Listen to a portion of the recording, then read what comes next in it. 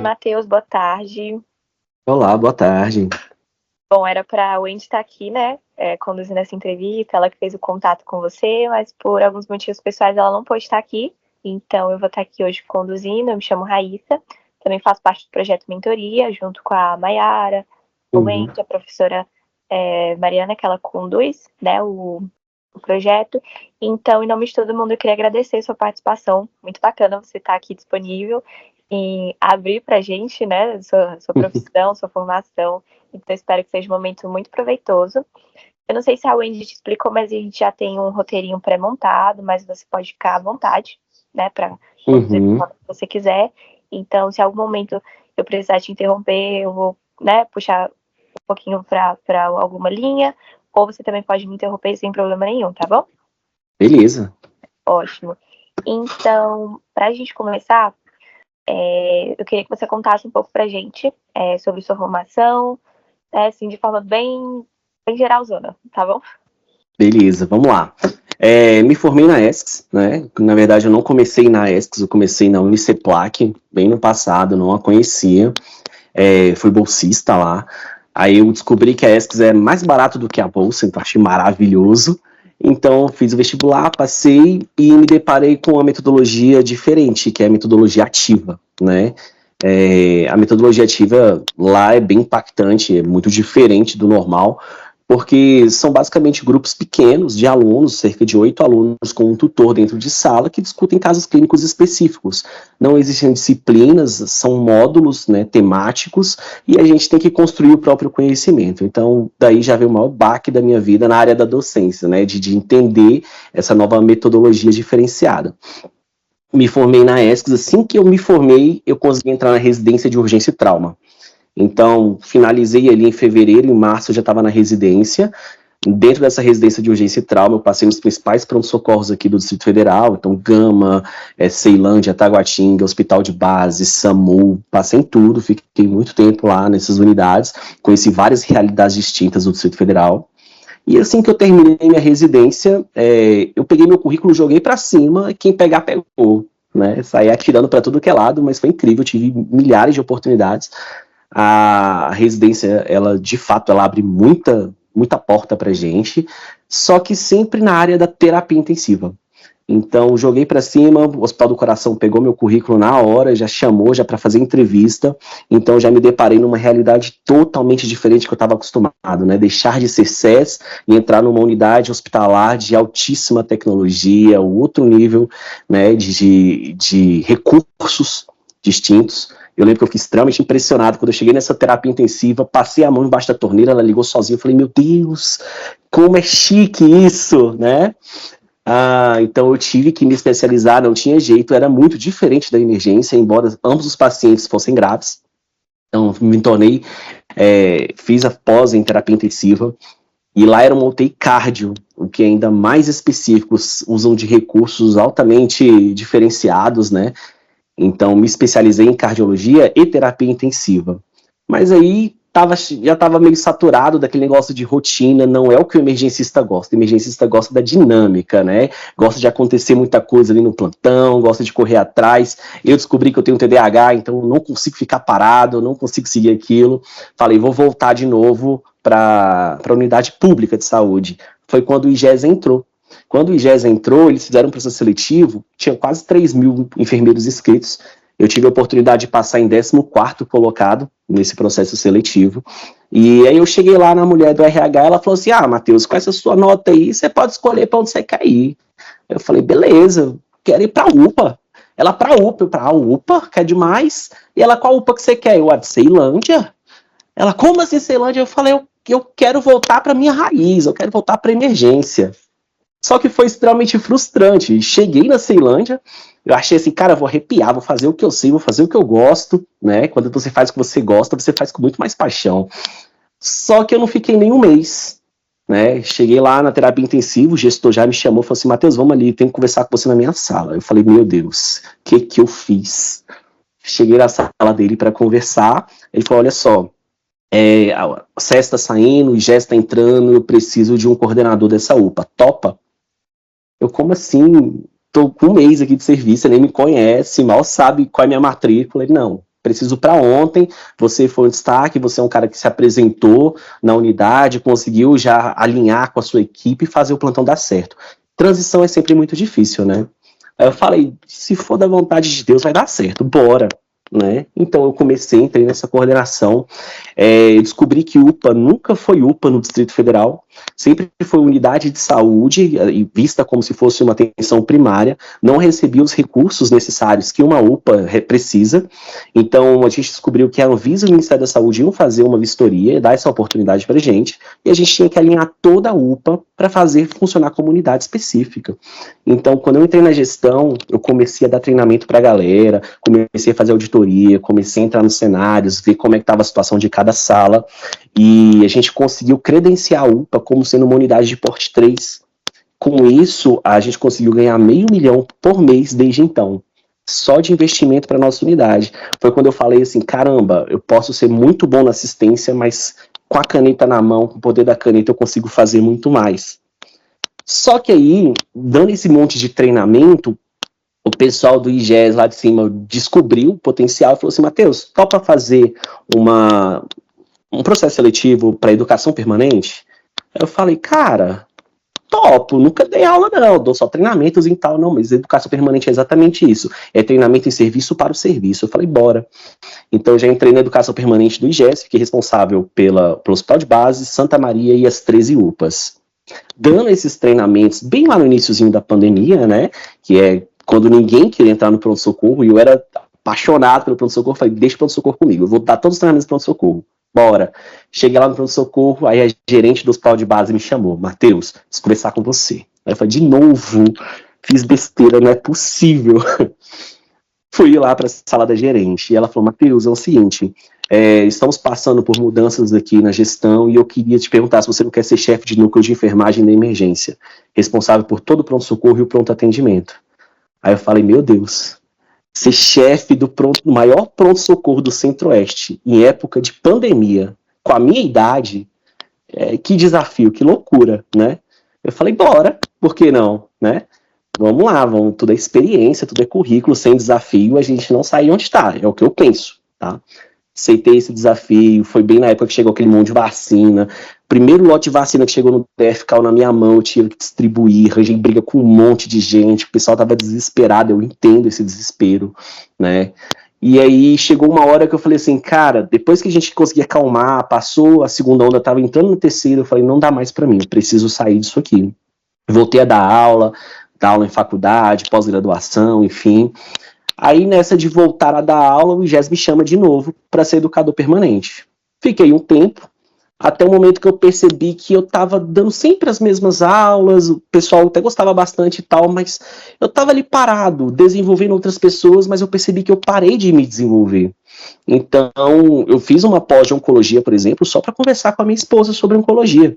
Eu falei assim, cara, eu preciso entender dela, então deixa eu fazer uma pós aqui para aprender um pouco e conversar com a minha esposa em casa. Fiz pós de geriatria e gerontologia, porque é um público que eu gosto demais de trabalhar, que é o público idoso. Fiz perícia judicial, porque lá no pronto-socorro a gente tinha um monte de BO, muita ouvidoria, muita coisa, e eu precisava defender a equipe, o cenário, né, o instituto, então fiz perícia judicial, aprendi processos, aprendi como fazer defesa, e descobri que o principal problema da enfermagem é comunicação, não é imperícia, imprudência, negligência, nada disso, é só comunicação. Comunicação é 99% de todos os BOs que a gente tem. Então, fui me especializando e tal, e cada momento da minha vida surgiu um desafio novo, uma coisa nova. Quando eu estava no IGES, agora nesse último momento, que eu falei assim, cara, tô cansado, preciso me desenvolver, eu sabia que eu já tinha passado um concurso, guardando o ibanês, fazia a nomeação, eu falei, cara, por que não mais um desafio na vida, né? Vou trabalhar com um público que eu não tenho afinidade, que é criança. Eu nunca gostei de trabalhar com criança, mas eu sempre tive um pezinho na saúde mental. Então eu fiz agora a residência para urgência, para saúde mental infanto-juvenil, e hoje eu sou enfermeiro lá no CAPS Infanto-Juvenil aqui de Taguatinga. Basicamente é um resumão de tudo aí, desses últimos anos. Nossa, muito bacana. Eu achei incrível seu currículo quando eu recebi. Na verdade, eu fiquei muito curiosa, porque você tinha muitas especializações. E eu fiquei, gente, como que ele fez esse tanto de especialização, tipo, por quê? Como que ele foi seguindo para cada meiozinho, e você me deu um resumo geral, então eu tô, assim, boba com ter tanto de informação.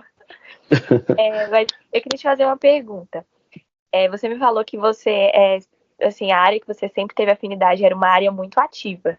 E como que foi para você, assim, fugir totalmente, né, de uma área ativa e estar ali gerindo, tendo que estar coordenando, né, várias coisas, sendo que você foi com foco, né, que era estar ali no bastidão, né, de sala vermelha e tal.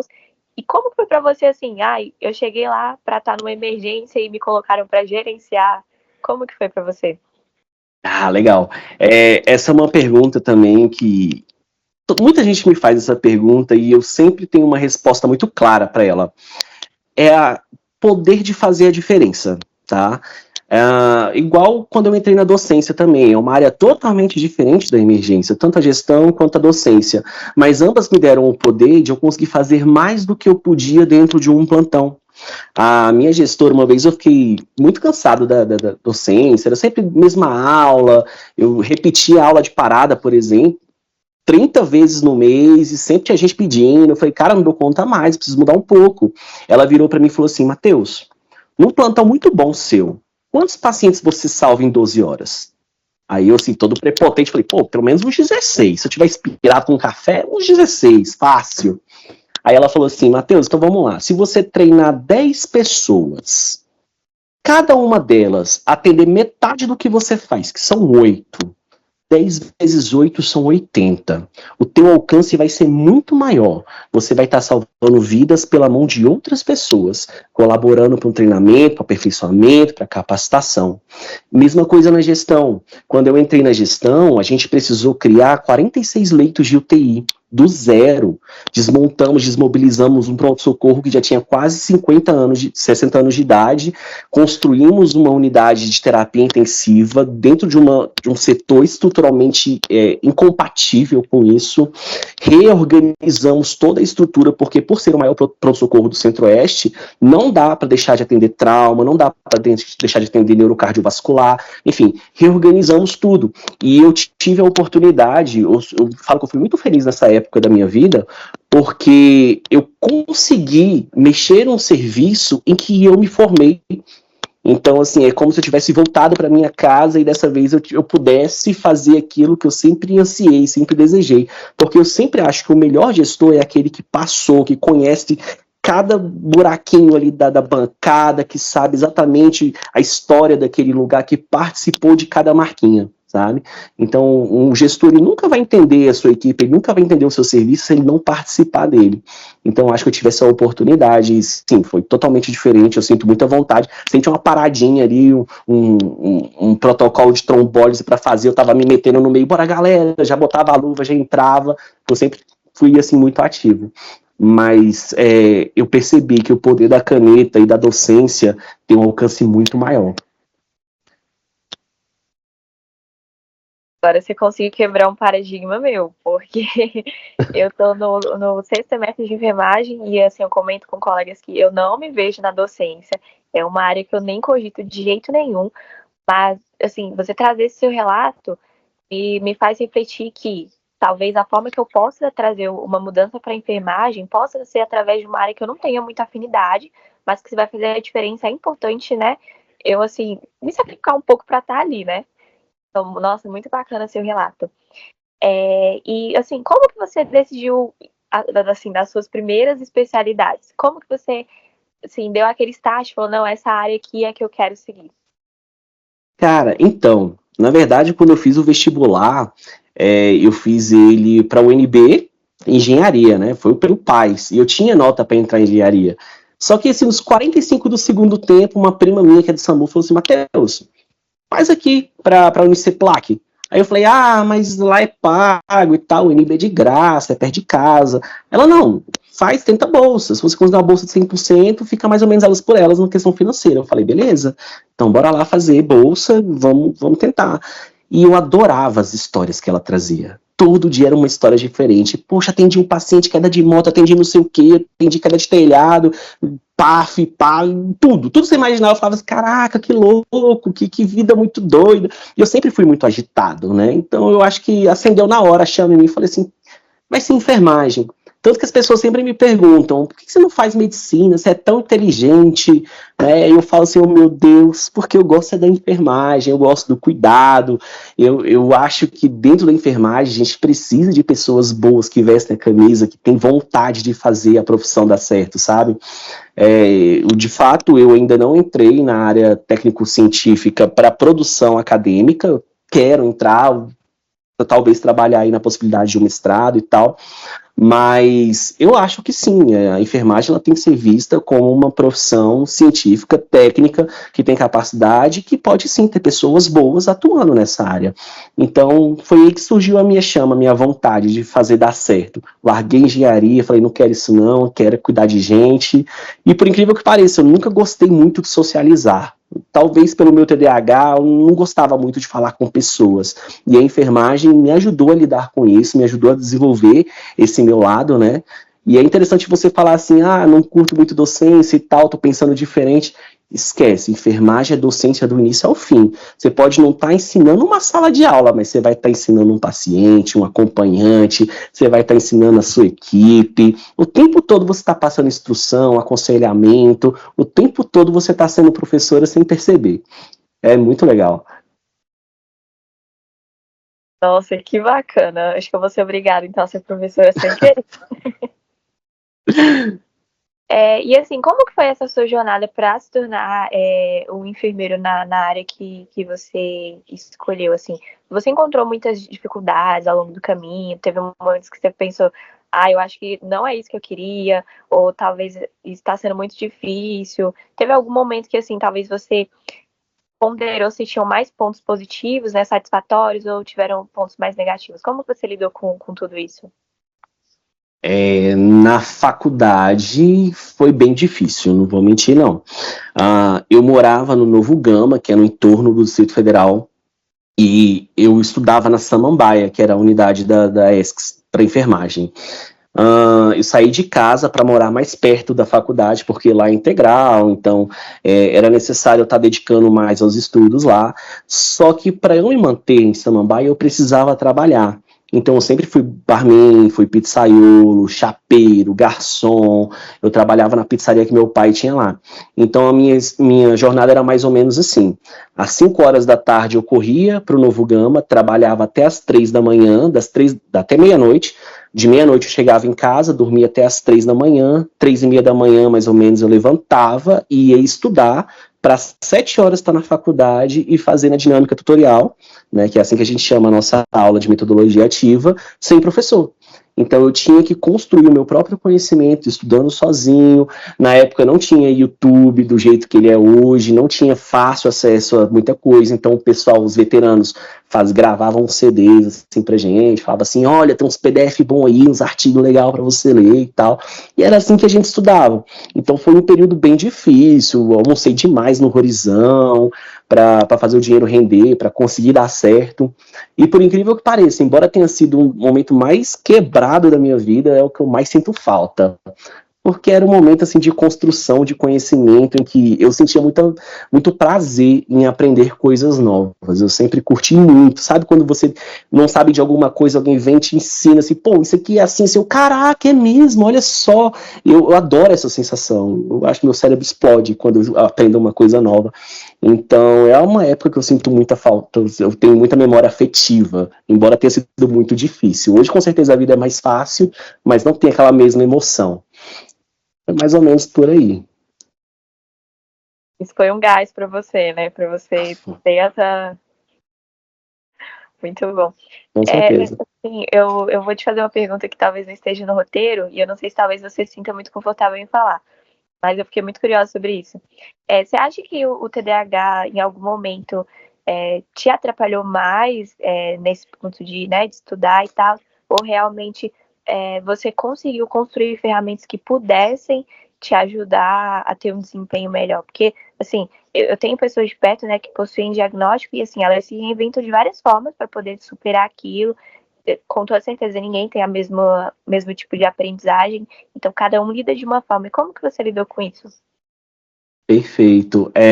Então, eu descobri que eu tinha TDAH depois de velho, já com meus 28 anos, que eu fui descobrir o diagnóstico, tá?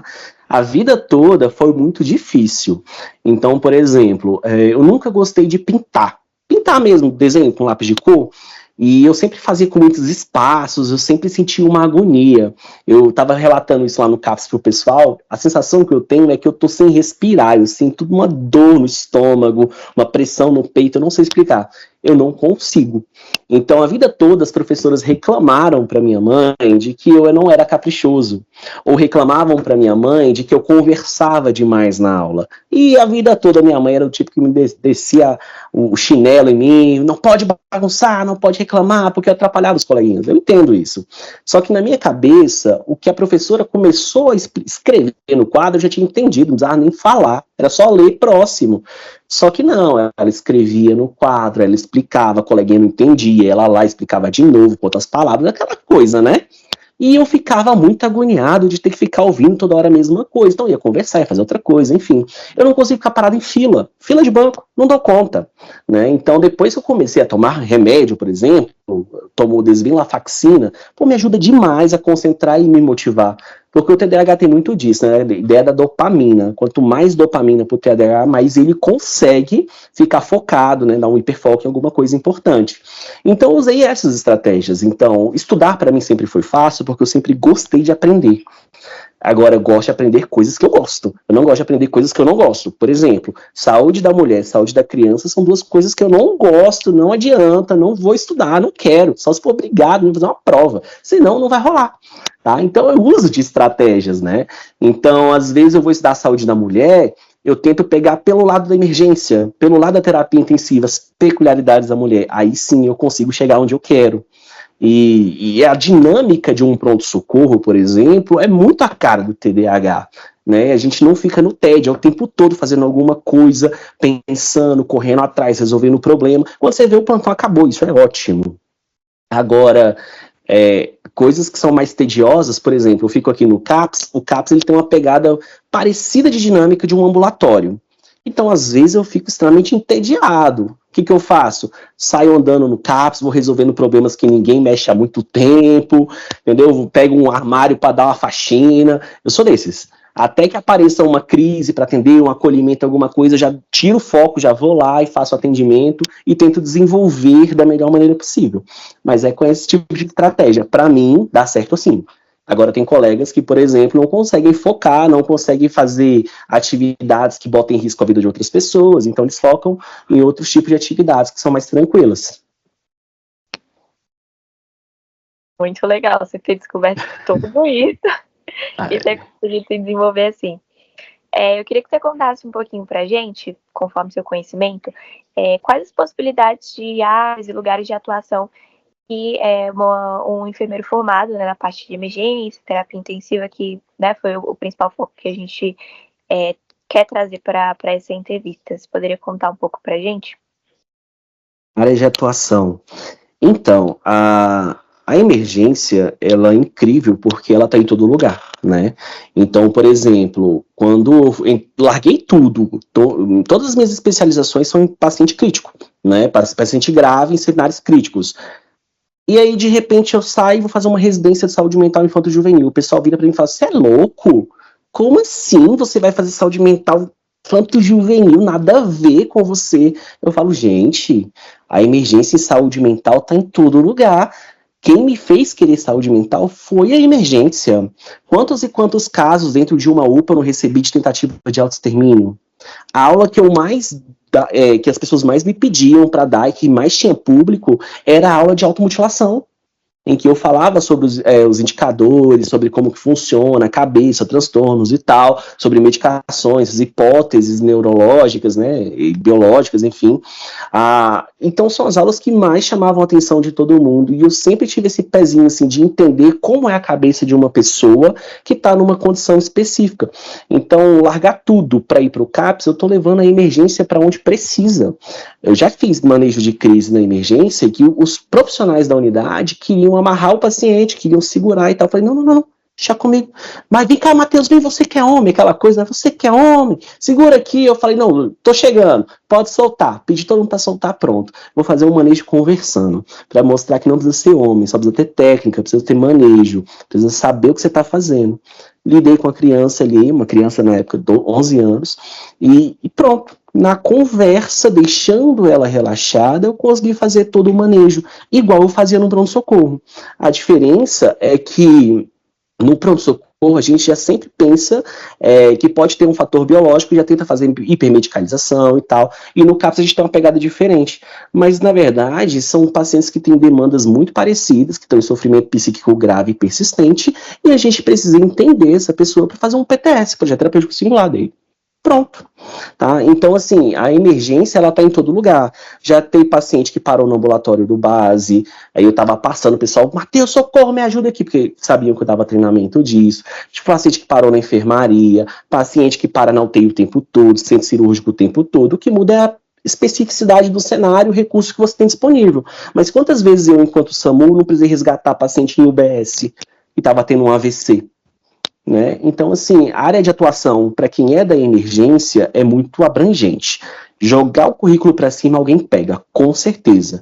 Terapia intensiva costuma ser uma galera muito voltada para tecnologias, densidades tecnológicas. Então, é uma galera que vai ser aproveitada, com certeza, se for falar de rede privada, nas melhores terapias intensivas, se você sair com um bom currículo, né? Sair com uma nota satisfatória. Agora, perícia judicial, eu acho que essa é a área da enfermagem menos explorada pelo enfermeiro, que tem uma excelente rentabilidade. Eu, quando eu faço um caso de perícia, um laudo técnico para o juiz, eu recebo de 3 a 8 mil reais por laudo. Então, sensacional. Existem mais de 1,5 milhão de casos parados na justiça que envolvem a área da saúde porque não tem perito para laudar, para fazer um parecer técnico, né? E para você ser perito judicial, não necessariamente você precisa de uma pós, você precisa de uma graduação e uma especialização nessa área, então é excelente. E você não precisa ser só perito judicial para ajudar o juiz, você pode ser um perito técnico para ajudar uma das partes. Claro, não é mentir, mas é construir uma história que defenda ou acuse uma situação. E é o que mais tem, DF que é lotado de condições assim. E, assim, agora uma pós que eu fiz, que é o aeromédico, ela é extremamente especializada, mais voltada para SAMU e bombeiro. Aí realmente é um campo bem fechado em Brasília. Mas, por exemplo, no Rio Grande do Sul, a gente tem o táxi aéreo, que faz transporte em asa fixa de pacientes de um estado para outro e tal. É uma área bem interessante, faz transporte de órgãos, nem sempre é um paciente, às vezes é um órgão. Quando o piloto estiver lá, senhoras e senhores, estamos decolando com, sei lá, 230 vidas mais uma. Geralmente é um coração que está ali na cabine, um pulmão, um fígado, alguma coisa assim. E sempre nessa condição tem um enfermeiro junto para garantir a qualidade do processo do transporte. Então, assim, a enfermagem está em todo lugar, está na gestão, tá na docência, tá na assistência, tá em tudo. Enfermagem é incrível. Eu lembro que eu fui fazer nessa minha residência, ela é multiprofissional, e eles falaram assim, Matheus, você pode dar uma aulinha sobre o que é enfermagem, como a enfermagem atua? Eu falei, posso. Então a fono foi lá, falou uns 15 minutinhos, a nutrição falou uns 15 minutinhos e tal. Eu comecei a falar só listando onde a enfermagem trabalha. Pá. Foram 32 minutos. Só listando campos de atuação pra gente. E o pessoal depois, caraca, Matheus, como assim a enfermagem faz isso tudo? E mais, é porque eu não teve espaço, não teve tempo. E se eu pudesse falar tudo que eu acho que eu já sei de onde eu vi enfermeiro trabalhando, meu Deus, a enfermagem está em tudo, é impressionante. Está na vacina que você toma até o restaurante que você come, quando você pensa em vigilância sanitária e tal. Então, maravilhoso o nosso campo, eu acho. Eu acho que você devia dar sempre, tipo, em cada primeiro dia de aula do curso de enfermagem, você devia estar lá dando uma aula, tá? Que eu confesso que eu entrei na enfermagem e eu não sabia muita coisa. Fui descobrir depois que eu entrei na faculdade. Então, assim, eu não sabia se era a área que eu queria, eu tive que descobrir lá, mas graças a Deus era a área que eu queria. Você citou que você fez uma pós em resgate aeromédico, né? Isso. Assim, muito diferente, é uma coisa que eu acho que eu nunca vi ninguém falar sobre. Então, será que você podia falar um pouquinho sobre como que foi, por que você se interessou? Bom, então, quando eu saí da residência de urgência e trauma, eu já saí com o pessoal falando assim, Matheus, você tem que voltar, você não pode falar. Eu falei, eu vou voltar, se que der eu vou voltar. Só que eu não vou voltar mesmo, eu vou continuar estudando, vou tentar e tal. Então, me especializei em terapia intensiva, porque quando eu estava no SAMU, eu precisava fazer muito transporte de paciente grave, né? Então, a ambulância avançada do SAMU, ela é uma mini UTI. Só que a gente tem recursos bem limitados. Então eu comecei a perceber, caramba, por que a maca da ambulância fica com a cabeça voltada para o motorista? Tem motivo para isso? Aí eu comecei a pensar na física e tal. Eu lembro que eu até fiz a proposta de TCP para falar sobre a física da mecânica do transporte. Só que eu gostei tanto disso que eu falei, cara, eu preciso de mais. O terrestre é ok, já tem muito estudo. E o aero? Aí eu fui pro aero. Eu descobri que, por exemplo, os gases expandem no espaço. Então, imagina um paciente com pneumotórax, uma embolia gasosa no encéfalo, e ele sobe a mais de 300 pés de altitude. Esse gás ele expande e o paciente entra em colapso só pela altitude. E eu fiquei fissurado com essa fisiologia. Eu falei, caramba, é isso que eu quero, né? Então, eu comecei a estudar aeromédico, não porque eu queria trabalhar com aero, mas eu queria entender a fisiologia aeromédica, e eu achei maravilhosa. Então, por exemplo, a aceleração, desaceleração, a descida do avião, se é asa fixa pressurizada, se é asa rotativa, tudo muda. E eu achava interessante, porque quando eu estava na emergência, eu recebia muito aero, né? O pessoal que vinha e tal. E quando eu estava na UPA, a gente solicitava o aero chegava, pousava, avaliava o paciente e falava assim, não, a gente não vai transportar. Eu, pô, mas vocês já estão aqui, é só levar. Ele, não, o paciente não tem condição de aero, ele não tem condição de voo. E eu ficava, caramba, por quê? Como assim? E eu fui estudar, é muito complexo, sabe? A aceleração, o sangue que sai da cabeça ou que sobe a cabeça, aumenta a pressão intracraniana, os gases expandem, o barotrauma e não sei o que, tudo. Até a sonda vesical, o cuff do tubo tem que ser visto. A gente faz umas adaptações assim que são contra o que o fabricante recomenda, mas, por exemplo, quando eu vou insuflar o cuff do tubo, eu não posso insuflar com ar, porque ele vai expandir, então tem que insuflar com água, que é mais estável no espaço, né, no aero. Então, um monte de detalhezinho assim muito legal, por exemplo, a nossa máscara laríngea, ela não é feita de ar, ela é feita de gel. Ela é bem diferente, ela é termolábio, extremamente caro. Tudo que é aeromédico é muito caro, né? Um parafuso, 15 centavos, no aeromédico, 15 mil reais. É assim. Mas eu achei extremamente específico. Eu falei, caramba, é um tipo de conhecimento que eu preciso ter por vontade, assim, por prazer.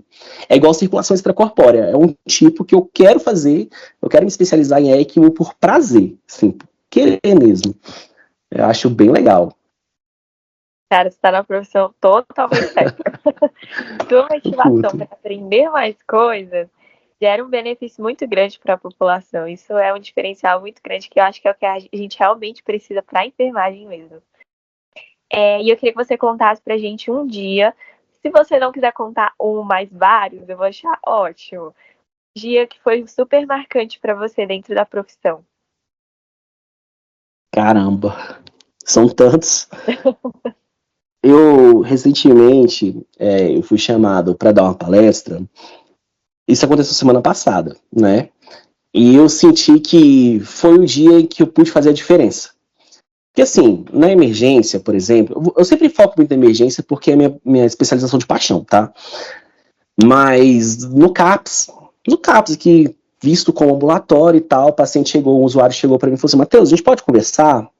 Aí eu falei assim, pode, mas posso ter um cafezinho, um queijo para nós conversar legal e tal? Dei aquela brincadinha. Aí ele falou assim, não, é bem sério. Eu falei, tá, entendi, é bem sério, vamos lá. Aí o paciente virou para mim e falou assim, Matheus, eu vou ser bem sincero com você. Se você não me convencer agora, eu vou sair daqui e vou me matar. Aí eu olhei assim, meu Deus. Então, assim, foi uma hora que, para tudo, na hora vem na sua cabeça, o que eu vou fazer? Como é que eu vou lidar com essa situação?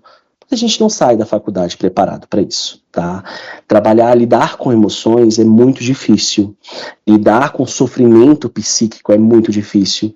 Não é só falar assim, eu estudei aqui meia hora sobre TEA, eu vou conseguir lidar com o paciente TEA. Não é assim que funciona. É necessário muita experiência, é necessário trejeito, é necessário manejo.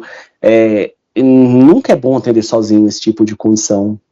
Então, Deus me preparou até agora para esse momento, sem nenhuma tecnologia na minha mão, sem nenhum recurso, e o pior, sem nenhum colega comigo, porque era uma condição que o CAP já estava fechando, enfim, eu estava sozinho, e eu tinha que conseguir lidar com aquilo. Então, todo o meu treinamento, toda a minha experiência, todo o meu manejo foi colocado à prova nesse dia.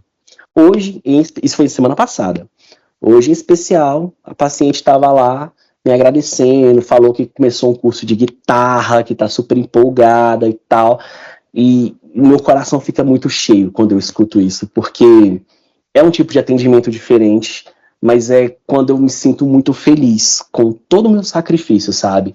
Eu tentei muito, eu lutei muito, passei muitas noites sem dormir, fiquei muito estressado, enfim, deixei de priorizar minha família várias vezes para estudar, deixei de ter momentos de lazer, minha saúde mental foi pro lixo várias vezes. Eu comecei a tomar bastante álcool para conseguir ter uma estabilizada de humor, que não era legal, porque só estabiliza até certo ponto, depois começa a descompensar tudo. Só que quando eu fiz esse atendimento, eu consegui perceber que não foi em vão. Se eu tivesse desistido lá atrás, se eu não tivesse feito de novo outra residência, outro processo seletivo para residência, eu não teria passado por esse momento. Será que o desfecho teria sido igual com outra pessoa, uma outra oportunidade? Não sei. Eu sei que o que eu tentei fazer lá, aparentemente deu certo. Isso é uma coisa que mexe muito comigo, sabe? E assim, exemplos de momentos em que eu me vi feliz na minha profissão foram milhares, meu Deus.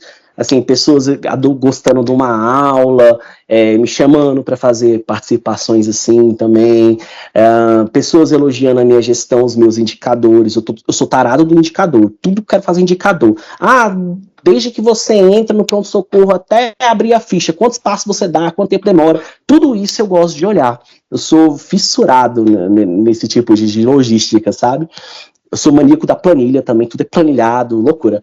Então, assim, cada momento da minha vida foi uma coisa à parte, foi uma coisa que me marcou, que me puxou para estudar uma coisa nova, diferente. Então, eu acho que esse foi o mais recente, assim, esse foi o que pegou para mim e falei assim, caramba, deu certo. Deu certo e continuar estudando para continuar fazendo dar certo o máximo possível com o que eu tenho. Esse foi um relato muito bacana, porque talvez é uma realidade que a gente não espere para a enfermagem passar, né? A gente relaciona muito com a psicologia, de que só os psicólogos que vão conseguir lidar com isso, né? De que, acontece uma situação dessa, chama um psicólogo. Mas só tinha você ali, e felizmente, graças a Deus, você, né, tinha as habilidades necessárias, tinha aí toda uma bagagem para conseguir reverter literalmente essa situação, né? E para a gente caminhar para o final, eu queria te perguntar o que você poderia dizer para um graduando de enfermagem que tem interesse, né, na sua área principal de especialização, assim, talvez um conselho ou uma regra, algo do tipo. Caramba! Eu tenho um arrependimento na minha faculdade, que talvez pudesse ter sido diferente a minha vida. Eu me arrependo de não ter participado de atividades extracurriculares. A minha faculdade, ela era integral e ela demandava muito de mim. Então, o tempo que eu tinha disponível, eu estava estudando em casa sozinho. Enquanto meus colegas estavam lá fazendo curso de não sei o que, a PH, tal, tudo incluso, e eu nunca aproveitei essas oportunidades. Chegou lá na frente, eu conto para todo mundo, eu estava no 4º ano da faculdade, que já é o último, não, na verdade estava no 3º ano, é o último de teoria antes do internato, e no último módulo, um professor meu virou e me mostrou uma pecinha, um equipamento. Perguntou assim, o que é isso? Uma prova prática. Eu falei, não sei. Ele, como você não sabe o que é isso? Eu falei, não sei, eu nunca vi. Você tem que saber o que é isso. Você chegou até aqui e não sabe o que é isso. E eu já com ódio no coração falei, cara, eu não sei o que é isso, eu nunca vi isso, não sei para que serve. E é isso, não enche meu saco. Já tava nervoso com ele. Eu tava nervoso pela prova. Com ele, então, ficou mais difícil ainda. E era um oxímetro. Era um oxímetro de monitor. E, ironicamente, hoje eu sou professor de urgência, trauma e de terapia intensiva. E eu sempre falo, galera, conheça o equipamento de vocês, vai lá, tenha a oportunidade de experimentar o cenário, faça a imersão dele. Um dia desde eu estava dando aula na faculdade, e a aluna virou para mim e falou assim, professor, que o nosso estágio está muito chato. Por que tá chato? Não, porque a gente está indo num lar de idosos e lá não tem nada para fazer. A gente dá um banho no leito, faz a medicação e evolui, acabou. Então vocês estão fazendo estágio errado. Vocês não estão fazendo enfermagem, vocês estão tocando procedimento de cuidador. Para com isso, começa a ver enfermagem como enfermagem deve ser. Como é que deve ser, professor? É bem simples. Quando você estava trocando aquela fralda, como é que estava a expressão facial do seu paciente? Não, ela estava meio triste, ela chegou a chorar e tal, porque estava doendo. E como é que você está lidando com essa emoção dela? Ou você não se importou? Professor, a gente só trocou a fralda. Então, você só tocou um procedimento. Técnica, você aprende lá pra frente, não tem problema. Você vai trocar 50 mil fraldas na sua vida, esquece o negócio de fralda. Foca no teu paciente, foca em entender os aspectos biopsicossociais, espirituais. Olha essa pessoa de maneira holística. Entenda, sabe o nível da dignidade humana dela, o quanto que está comprometido. Uma coisa que ela fez a vida inteira, que foi limpar o próprio bumbum. Agora ela não consegue. Enfermagem é isso. E quando você falou que a gente pega muita questão da saúde mental mais pelo psicólogo e tal, eu já acho que um dos melhores profissionais para lidar com saúde mental é o enfermeiro. Porque o enfermeiro ele tem muito essa ideia generalista de conseguir ver de fora. O enfermeiro ele consegue, não prescreve uma dieta para você, mas ele consegue te orientar a como fazer uma dieta saudável. O enfermeiro ele não passa para você uma linha de exercícios físicos, mas ele consegue te instruir sobre como fazer o exercício físico de maneira segura. Então a gente tem muito essa, né, de saber um pouquinho de tudo. Não é especialista em muita coisa não, mas a gente sabe muito de tudo. Olhando de fora, a gente consegue ver o paciente como um todo. A gente consegue ver quais são as particularidades desse paciente e, a partir disso, conseguir integrar estratégias junto com ele para fazer dar certo. Então, acho que a enfermagem ela tem muito essa versatilidade de conseguir lidar em situações muito complexas e olhar muito além do que só um procedimento. Incrível. Incrível mesmo. Bom, eu acho que eu não tenho mais nenhuma pergunta. Não sei se você gostaria de acrescentar mais alguma coisa que talvez eu não formulei ou que talvez passou batido, mas se você quiser pode ficar à vontade. Não sei se a Mayara quer perguntar alguma coisa também, ou a Cleo também, podem ficar à vontade. Matheus, nossa, não, os seus relatos são tão emocionantes em questão de experiência, que isso é essencial. Questão de práticas, procedimentos, etapas. E na faculdade, só você mencionar que tem uma falta de um oxímetro, que é essencial a gente ter como EPI, né? Ou seja, quanto mais a gente estuda, mais a gente quer procurar conhecimentos, habilidades, funções, enfim. E eu queria que você deixasse uma frase ou uma palavra de motivação, já que você falou que era muito boa em automotivação. Tem uma frase do Portela que eu gosto bastante, que é aquilo, faça o melhor que você pode com o que você tem, e quando não houver maneira melhor de fazer melhor ainda. Eu gosto muito dessa frase porque é literalmente isso, é você trabalhar com o que você tem. Às vezes eu estou num lugar com muito aparato tecnológico para fazer o máximo possível, e às vezes eu estou andando de moto e o motociclista cai na minha frente. Não tenho nada na mão. E eu tenho que conseguir ajudá-lo da melhor maneira possível também.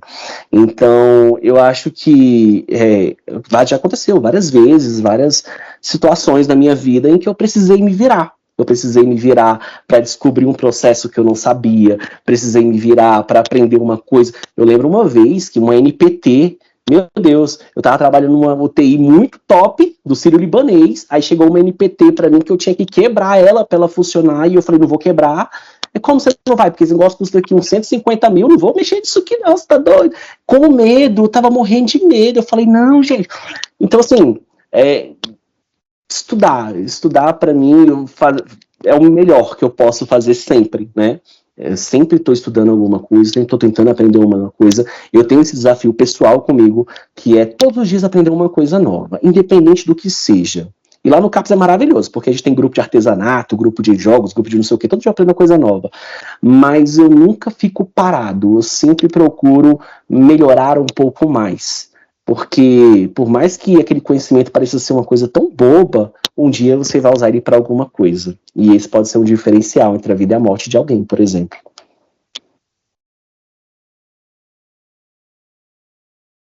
Obrigada. Nossa, respondeu.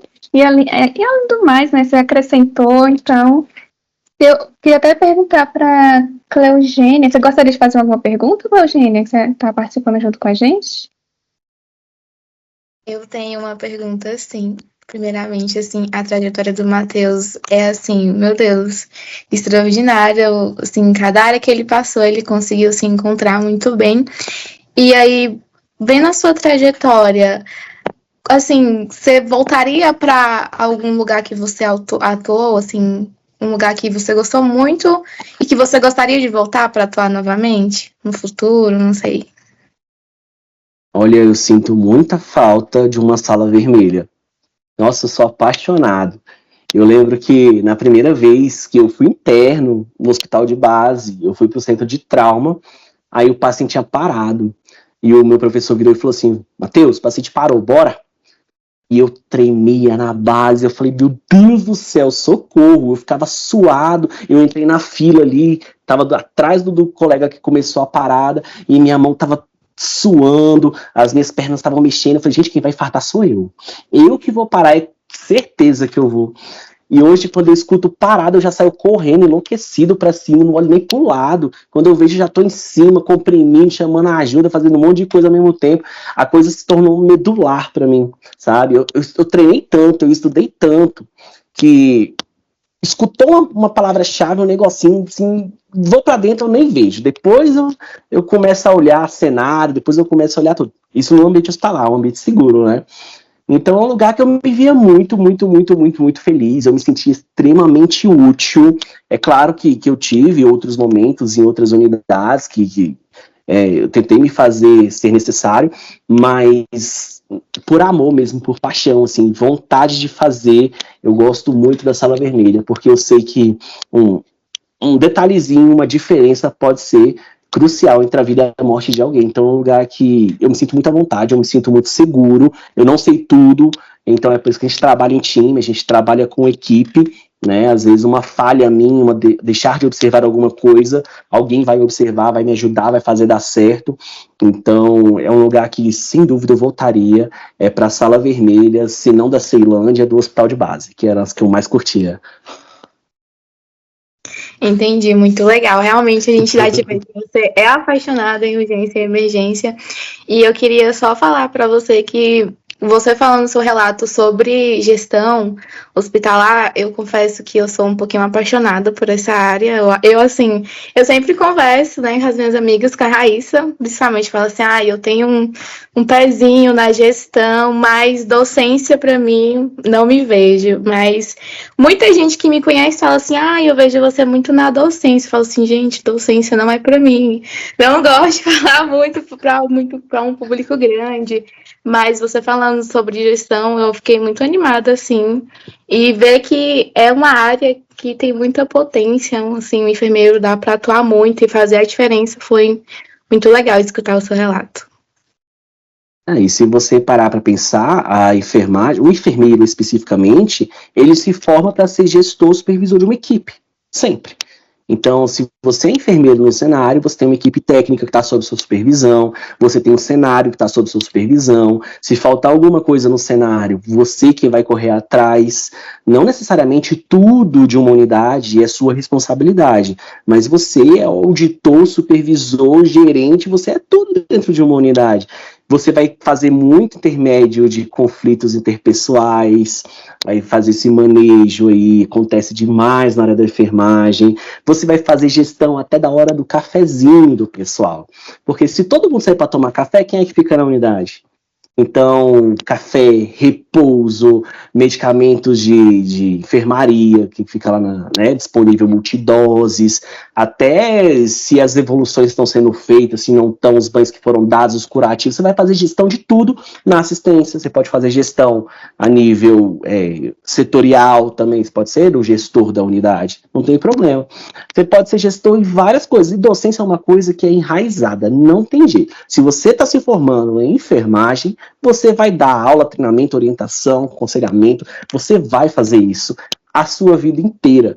E você vai perceber que, quando você está na assistência, você faz muito contar história e convencer. Repare, até para você fazer uma dipirona no teu paciente, você tem que contar a história dessa dipirona, por que esse paciente está tomando essa dipirona, quais são os efeitos colaterais que essa dipirona pode ter, e o paciente tem que ficar convencido do teu trabalho para autorizar você a fazer isso nele. É o tempo todo fazendo docência e gestão. O tempo todo. A gente só pensa na gestão grande lá, setorial, o pessoal que anda de salto bonitão, mas na verdade, a ponta faz muito mais gestão. Você vai curtir muito. Eu tô achando que minha mentalidade tá dando uma mudada, que é melhor aceitar logo agora, que docência e gestão caminham juntas, docência e enfermagem caminham juntas.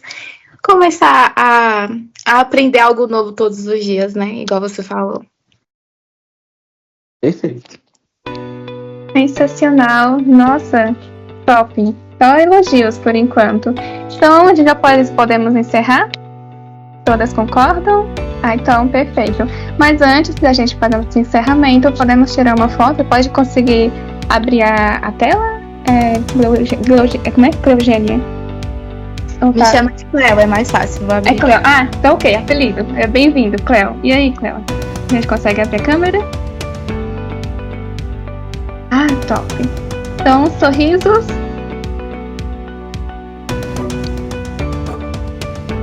Pronto, consegui. Então, prazer imenso. Obrigada pela sua participação, pelo carinho, a dedicação. E a gente fica aí aberto para novos encontros, bate-papos gostosos. E obrigada, Raíssa, pelo carinho, a participação. Até aquele medo breve, mas uma hora flui, como se diz, né? A gente dá certo. Que prazer, Cleo. Pelo Matheus, a romper e aprender uma coisa nova a cada dia. Foi muito bacana esse momento, você compartilhar toda a sua gama de experiências. Eu acho que você não compartilhou nem a pontinha do iceberg. Eu acho que seria muito proveitoso a gente marcar mais encontros para você contar mais coisas, já que você tem tanta experiência em tantas áreas. Mas assim, a de hoje realmente foi muito válida. Muito obrigada, Matheus. Podem me chamar à vontade, eu gosto demais de participar desses eventos, me sinto super honrado de ter sido convidado. Agradeço a Wendy para mim também, ela não pôde estar com a gente, né? Verdade, tá bom? Verdade. Estou sempre à disposição. Gratidão, gente. Então é isso, acho que a gente pode encerrar. Muito obrigada a todo mundo, obrigada, Cleo, por estar aqui. Acho que foi muito bacana para você. Mais uma vez, muito obrigada ao Matheus que se dispôs a tirar um horário pra gente. Obrigada pela Mai que tá aqui me dando esse super apoio. Confesso que eu tava muito nervosa, mas foi muito bacana, foi muito tranquila.